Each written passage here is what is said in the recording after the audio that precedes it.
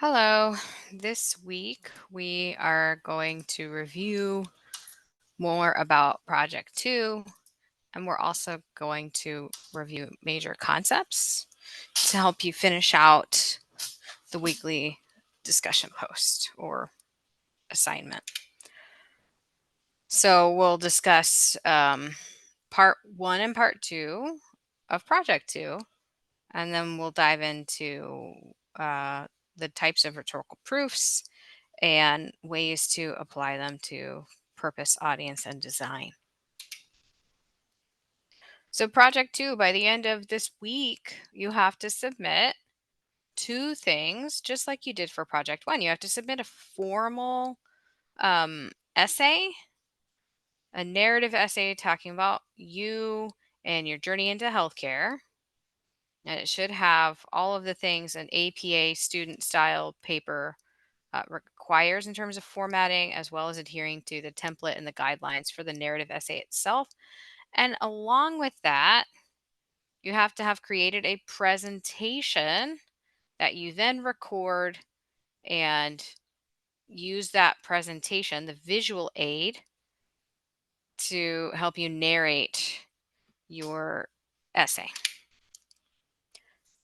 So, once again, you're submitting two things for the total grade of Project 2, just like with Project 1. Part 1 is seen on the left side of the screen. You're submitting that formal APA student style narrative essay. And then Part 2 is on the other side of the screen. You're submitting a video file or a video link, one or the other. This file or link will be depicting your audio and visual narration of your essay. That means you have visual aids to help you move through your narration. Think of it like the video lectures I share with you. I narrate what I want to say, but I accompany that with images to illustrate points that I'm making. Similarly, you're going to record the narration of your essay in tandem with visual aids, thus creating a presentation. Your APA formal essay should contain academic in-text citations supporting your main points about your journey into healthcare. There's an essay template on the assignment guidelines, but as an example, and I've probably mentioned this before, if I wrote about my journey to becoming a writing teacher, I would identify three-ish topics to discuss. And then to support my points, I would cite researchers like Sandra Pearl or Steven Pinker throughout my main subtopic paragraphs. Then once you finish with your formal APA style narrative essay, you then have to create a visual presentation. Choose personal or abstract images to accompany some of your major themes and your points as long as they are copyright free.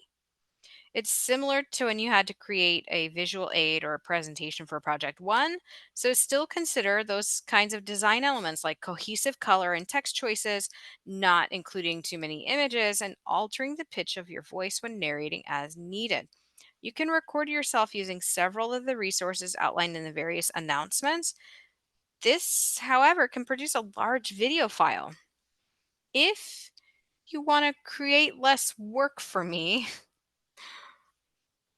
consider creating a video link instead of a video file for your part 2 submission. This is going to eliminate the need for me to download over 30 large files, and it's going to make grading go a lot faster. The easiest way to create a video link for your presentation rather than a file is to use Zoom, Canva, or Kaltura. Then record yourself, and these apps will provide you a link.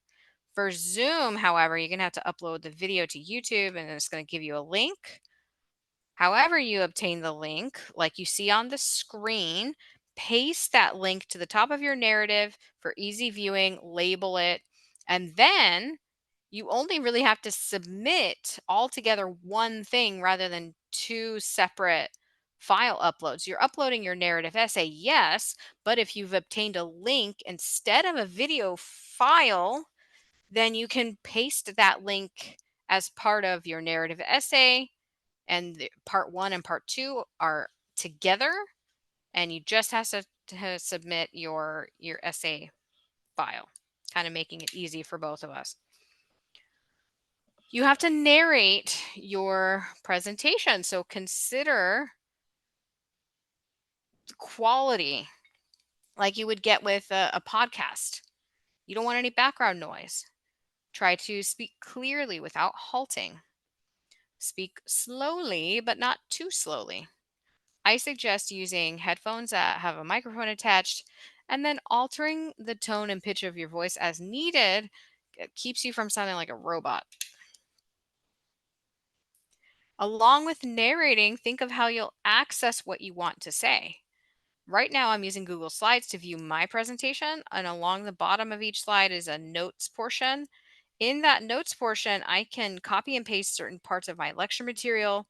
Then, as I screen share the slides with y'all via Zoom, I can read the notes portion of each slide from my phone, like what you see on the screen. Ultimately, just decide what's best for you to help you prepare and narrate each part of your narrative essay in tandem with your visual presentation to create that kind of seamless recording. Consider the use of visuals for your presentation and remember to add captions for any of these relevant images. I suggest featuring several images to capture audience interest, but don't go overboard. Don't add an overabundance of images. And then make sure not to distort or skew the images like figure 2. That bottom image we see on the screen is skewed and it's not appealing. Consider using dynamic or moving images on occasion, like GIFs. So you are narrating your entire essay that might take 6 to 10 minutes, and that's okay. But because you've recorded it and we're also viewing your visual presentation about it, nobody wants to read along with your narrative on the screen. It's okay to add main points using text or an occasional short quote on screen, but balance your use of text with images when needed and then try to use minimal text on your presentation slides. All right, we've talked about project 2, but let's also talk about the weekly content, which focuses on rhetorical proofs. There are 3 common appeals or proofs. There's also a fourth kind of proof that's not always mentioned, but it's still important, and it's kairos. Kairos refers to timeliness, such as when an ad informs you that a sale is ending this weekend. That kind of language is appealing to your sense of kairos or timeliness for such communications. The appeals are key to the flow of communication. The figure on the screen gives a good breakdown of this. You have to consider why you're communicating, purpose, when and where this communication should take place, the medium, and what kind of format or style design is expected for that audience and that topic. Well, learning about the proofs can seem incredibly boring, and then remembering the terms themselves, ethos, pathos, logos, like it's hard. This also supplies you with language to promote self conscious communication. It helps you become aware of how you're communicating and why others may be communicating with you. This also gets you thinking of best practices for communication. You can apply the proofs in different ways for project 2. Ethos, that means you're a credible scholar and you've presented a great design template. We can hear you, all of those things. So, if you're supporting your subtopics with logic and evidence from outside researchers, you've also imparted logos throughout Project 2. And then pathos, yeah, you may be using pathos or emotions by varying the tone of your voice, and maybe varying the types of visuals you want to use or the types of details that you have imparted to the audience in your narrative. Overall, how does rhetoric impact the audience? Just something to consider as we're moving into the next phase of this lecture, because it's important to have an understanding of the rhetorical appeals when you're thinking about the audience and the purpose of your communication. When you want to reach your audience, think about those questions that you see on the screen because understanding your audience and purpose is a really effective way to get your point across. Influential speakers consider the questions on the screen because they want to be in tune to what their audience wants and what their audience needs. But now that we've gone over the basics of rhetorical proofs, who exactly is your audience? That kind of question will help you when you're drafting any type of communication, and maybe it's dictated by age, right? How old is your audience? Your audience is always going to vary, and you should be aware of this. However, most often you're speaking to a specific audience that has nothing to do with age. Your specific audience probably going to share your interests, and most likely they'll share your occupation. It's not always about how old they are. There are other and more narrow identifiers when you're thinking about audience and who is going to hear or see, read your communication.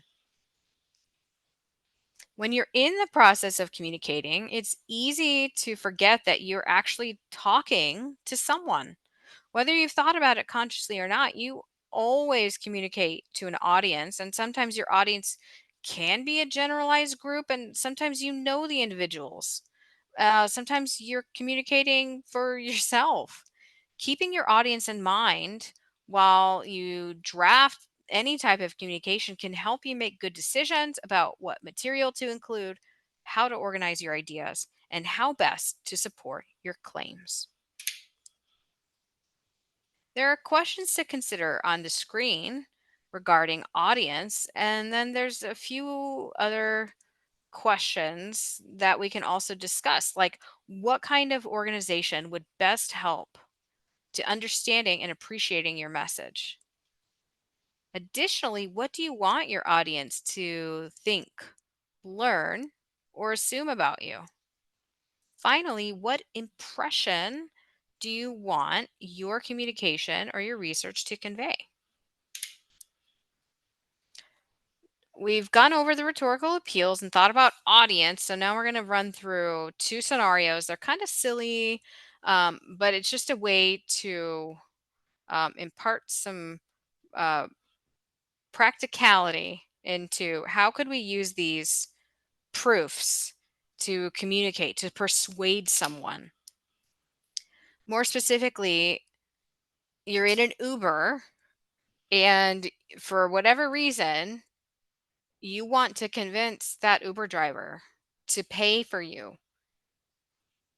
Which appeals would work? What would you say to convince the driver? Could you lean on pathos and detail how you're broke, you're going through a lot, and hope that they believe you because you're telling the truth? Because the rhetorical appeals, it doesn't mean that you lie. It means that you're still relying on logos or logic and facts, but you're trying to navigate these proofs in your favor. So, with this scenario, what truthful but rhetorical message could you impart to make this work? If you reply to this scenario or the next one in the discussion post or even via email, um, it it would be great. It would be amusing for everyone involved, probably. But again, it's also a good thought exercise for how to apply the proofs other than what the assignment guidelines are asking. So, this other scenario, even more out there than the last, but with this one, which appeals or uh, how, how could you use those rhetorical proofs to make this work? Could you cite logos and note how there may be people in need at the club and it might make sense for the nun to attend? Or could you appeal to pathos and tell her, you never have any fun and tonight is that night because it's your birthday? What other appeals could work in this case to illustrate that you understand the proofs and understand how they could be discussed and used in a practical way. Altogether, project 2, which is due at the end of this week, is about getting an audience invested in your personal story. The audience will only care if your ethos is strong, and that means you're easy to hear. There are no sounds in the background. The visuals are appealing, they're not overwhelming. It also means that your logos is on point, that you've backed up your claims with either research or quotes, and you've appealed to the audience's emotions when appropriate by engaging with pathos. You've come this far, and I know that you can get it together for this last project. Reach out with questions about project 2 or any other weekly assignments. Thank you.